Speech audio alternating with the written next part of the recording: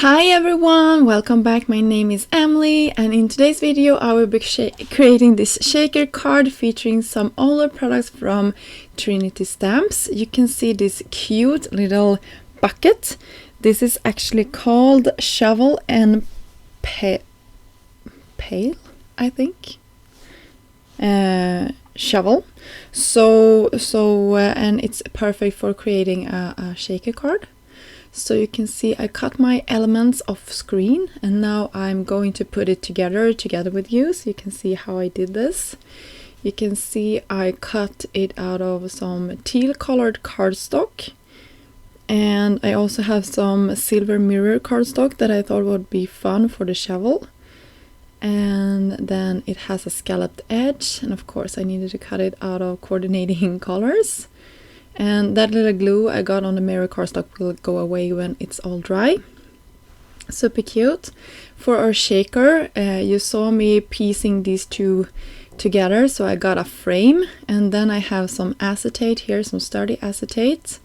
I will cut away everything around it so I get the perfect shape. I could also have die cut this with a bottom layer. I was lazy, so I didn't do that, but this turned out great anyway.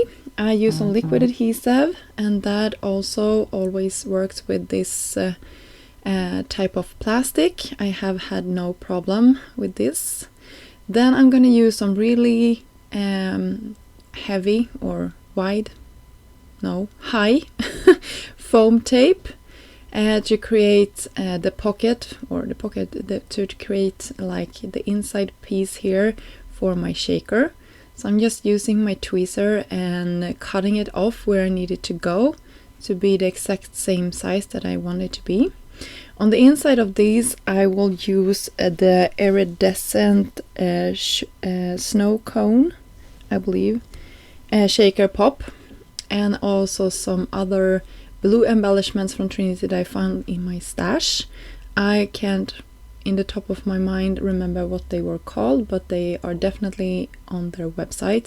These are some iridescent, clear iridescent, I think they are called bubbles something, but I can link them down below for you. I pressed the back piece to our shaker and it's all done. So that is just so cute.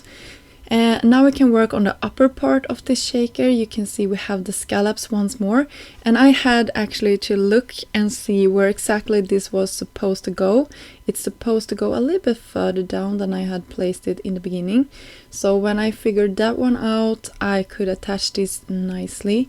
But before that it was a little bit of a struggle, but you can see here it really turned out nice in the end. I attached this. There is also inside part of the bucket here, so I pressed that in place as well. And then we have sort of a handle for the bucket. I didn't want it to be on the upper part of this, so I just have it on top of my shaker. You could have it like this as well, but I didn't like that, so I will have it down, folded down. So I think this is really cute. And we will have our shovel to the side here as well, something like that. And it will not interfere too much with the shaking parts.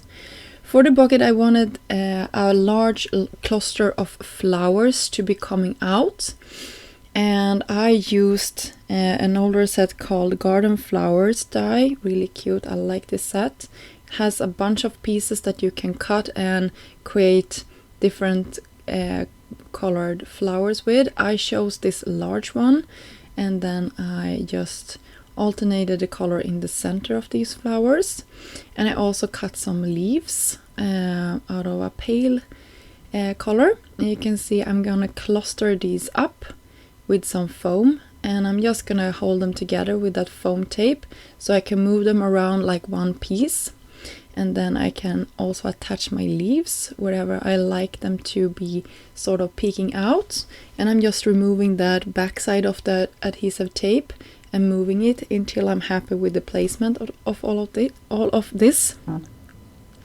For the back piece of this, I used a press plate You could see it here on screen, and it's really, it's called Time Wrap, I think, letterpress, and it's really pretty. I used a cream colored cardstock as well as a cream colored ink to get that effect, but I did that off camera. I have an older video where I'm showing you how I created this if you like to check it out.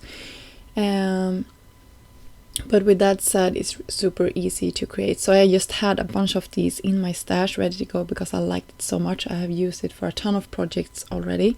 So when you have your Better Press system out, you can go ahead and create a couple of them at the same time, just so you have them ready to go for projects like this. So now I am finished with the card base. I custom made it to fit on top of my or so that I could have a little shadow on top of my card base here, so the white is showing through. I really like that. So that is also how I'm creating cards that are a little bit bigger than a standard A2 size. For my sentiment, I went with the Celebrate, Simply Sentimental Celebrate set, and I'm pressing the stamps in that set with white unicorn ink. This is from Hero Arts, and I'm heat setting that off camera and also bringing out a little heart from one of the older sets as well. I'm having some foam to the back of this and just attaching it, and it's gonna say Celebrate You and then a little heart, and I thought that was just so cute. And this card my kids and I actually gave to Andreas, my husband, their father, for his birthday. Yeah. So for the centers, I also brought out some enamel dots from Trinity. I can link these ones down below for you as well, and some sequins around the bucket as well. So that finished this shaker card off. I hope you enjoyed this video and got inspired to create something. I will have links down below for you if you like to check any of the products that I used in this video out. And until next time, have a great day. Bye!